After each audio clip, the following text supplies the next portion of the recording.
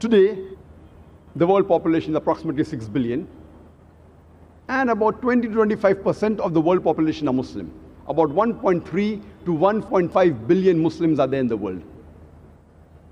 And out of the Muslim population, approximately 15% are Arabs. And there are very few non-Arabs who understand Arabic as a language.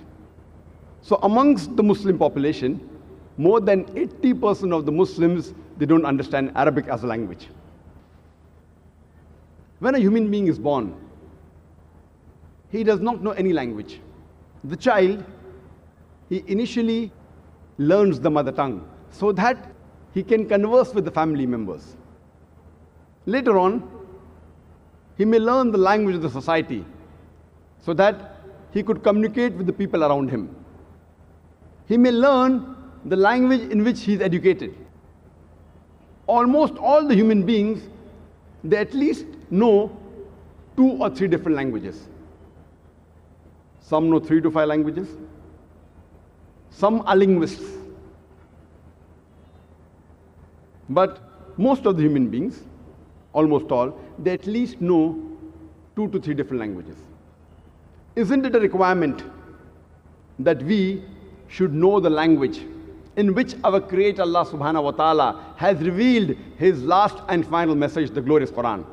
Isn't it a must that we Muslims should learn Arabic as a language to understand the Quran? I do not expect every Muslim to be as enthusiastic as Dr. Maurice Bucaille, that they'd like to learn Arabic at the age of 50. But even if a Muslim does not know Arabic as a language, yet he has got no excuse, because he can yet read the translation of the Quran.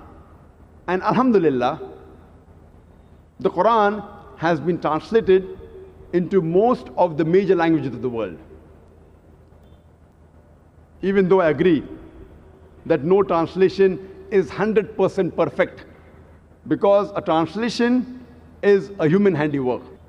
And the Arabic Quran is the word of Almighty God, the Creator. But in spite of that, these translations, at least they let us understand the basic message of the Quran, the basic message of our Creator, Allah subhanahu wa ta'ala.